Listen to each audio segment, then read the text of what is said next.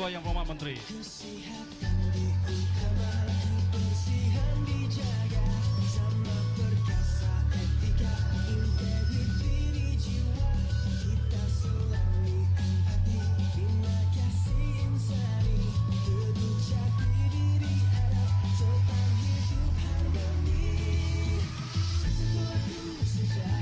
Ayo tuan-tuan, jangan berhenti memberi tepukan sehingga Yang Berhormat Kedua Menteri naik ke pentas.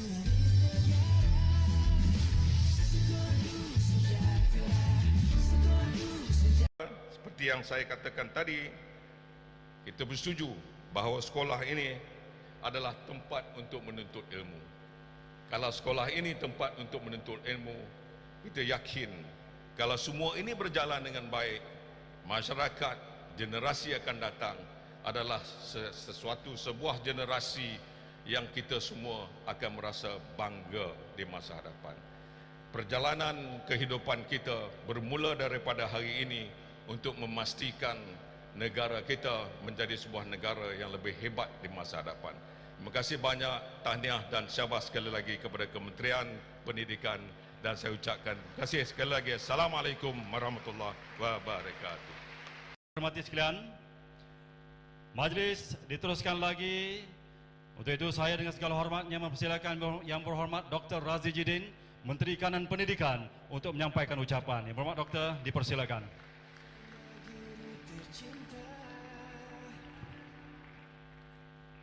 Saudara pengurusi majlis, Bismillahirrahmanirrahim. Alhamdulillahirabbil alamin. Wassalatu wassalamu ala asyrafil anbiya wal mursalin wa ala alihi wa sahbihi ajma'in. Assalamualaikum warahmatullahi wabarakatuh. Salam sejahtera dan selamat pagi.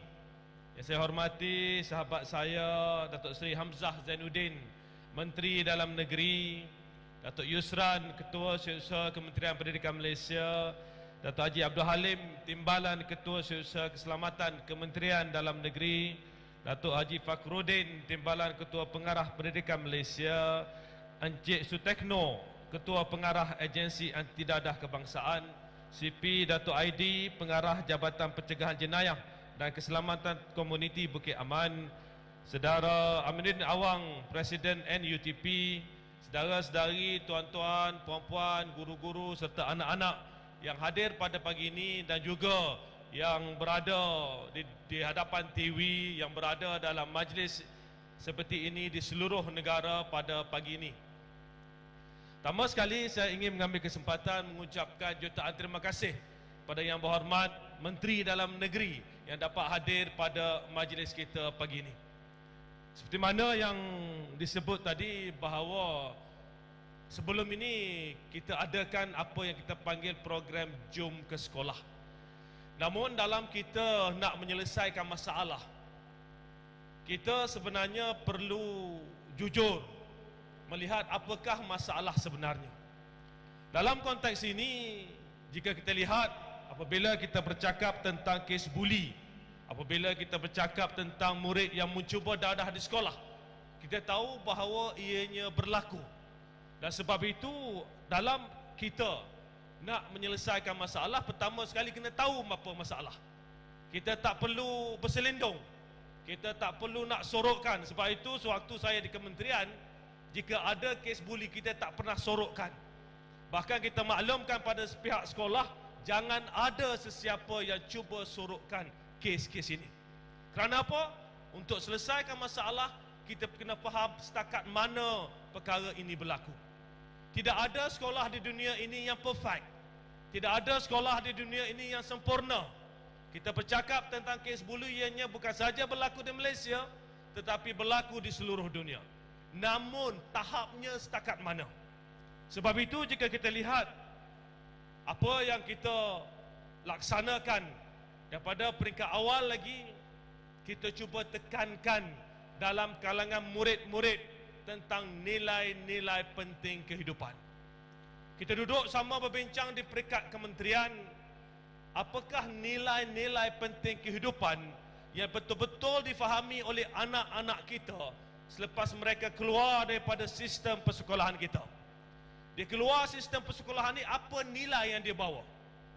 Jadi kita tanya murid-murid yang keluar daripada sistem persekolahan kita, kat sekolah ni nilai-nilai baik, nilai-nilai murni ni apa yang adik ingat? Cuba cerita. Dia ceritalah tentang hormat menghormati, tentang tolong menolong, tentang bekerjasama. Itu merupakan nilai-nilai yang selalu kita dengar. Tetapi dalam membentuk seorang insan, banyak lagi nilai-nilai penting yang lain yang kita ingin pastikan bahawa anak-anak kita benar-benar faham, anak-anak kita benar-benar menghayatinya. Sebab itu pada bulan Februari yang lepas, kita lancarkan apa yang kita panggil konsep Sekolahku Sejahtera. Sejahtera itu, setiap huruf itu ada elemen-elemen dia. Lagu yang kita nyanyikan tadi, dalam lagu itu ada 14 elemen. Pertama, bila bercakap tentang S, kita bercakap tentang sekolah yang selamat, sekolah yang seronok dan sekolah yang sihat. Apabila kita bercakap tentang E, kita bercakap tentang etika dan empati. Bila kita sebut huruf J, kita bercakap tentang jati diri. A, kita bercakap tentang adab sopan. H, kita bercakap tentang harmoni. T, kita bercakap tentang tekun, teliti dan terampil. E, kita bercakap tentang eksplorasi. R, kita bercakap tentang rasional. Dan A, kita bercakap tentang artikulasi. Hafallah. Sebagai penulis lirik lagu, dia nak kena faham apa yang nak ditulis.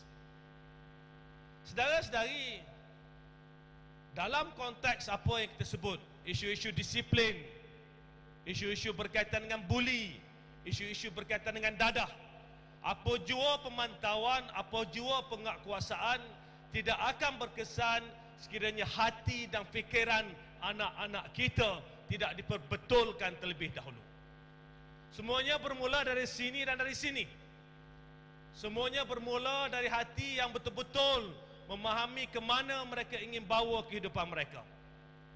Semuanya bermula dengan pemikiran yang begitu jelas, pemikiran yang rasional, yang ingin mereka pastikan bahawa setiap keputusan yang dibuat itu adalah berasaskan maklumat, berasaskan analisa, berasaskan data dan berasaskan penelitian. Sebab itu, saudara-saudari, apabila kita bercakap tentang isu disiplin, apabila kita bercakap tentang isu buli, kita lihat bagaimana sebagai contoh dalam konteks buli, apa yang berlaku kepada arwah Zul Farhan, penuntut Universiti Pertahanan Malaysia.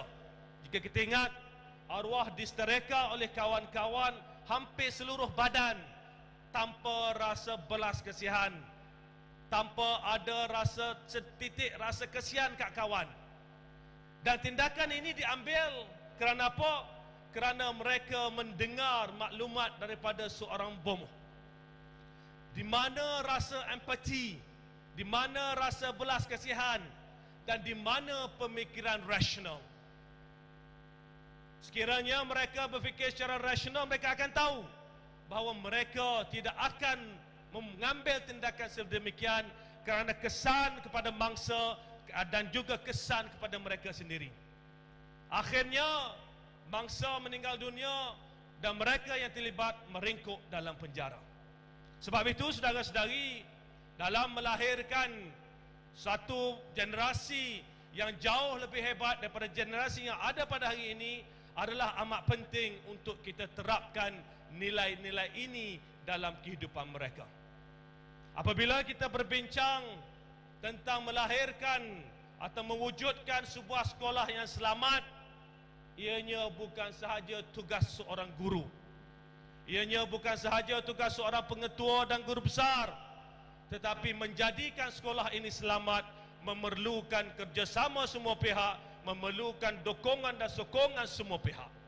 Sebab itu pagi ini kita bersama-sama dengan Kementerian Dalam Negeri, kita tahu ini merupakan komponen utama dalam memastikan kita dapat mewujudkan persekitaran sekolah yang selamat. Saya ucapkan jutaan terima kasih sekali lagi Datuk Seri kerana sudi hadir untuk menggambarkan kepada masyarakat bahawa kita bersepakat, kita nak lahirkan satu keadaan mewujudkan sekolah yang selamat. Kita bersepakat, kita di peringkat menteri sendiri turun. Ini belum bercakap tentang agensi-agensi Kementerian Dalam Negeri. Kita belum bercakap dengan bahagian-bahagian di Kementerian Pendidikan yang berusaha untuk memastikan sekolah kita adalah sekolah yang selamat. Saudara-saudari, dalam konteks kes buli ini, sejak 2,5 tahun yang lalu selepas saya masuk ke kementerian, pendekatan yang kita ambil seperti mana saya sebut, pendekatan kita jujur dan ikhlas. Let's be very frank. Pendidikan ini memerlukan kejujuran dan keikhlasan. Kita nak kena selesai masalah, kita kena jujur dan ikhlas. Kita tahu ianya berlaku, let's work hard for it. Sebab itu, sejak kita masuk ke kementerian, kita cuba pastikan perkara berkaitan dengan buli, perkara berkaitan dengan gangguan seksual, perkara berkaitan dengan disiplin, perkara berkaitan dengan penyalahgunaan dadah ini kita dapat minimumkan. Sekiranya ada, kita dapat minimumkan, dan sebaiknya kita ingin hapuskan sama sekali daripada sekolah-sekolah kita di seluruh negara. Saudara-saudari, apabila kita bercakap tentang kes buli, insya-Allah pada hari ini seperti mana disebut oleh Menteri Dalam Negeri tadi, kita akan lancarkan portal aduan buli. 2, 3.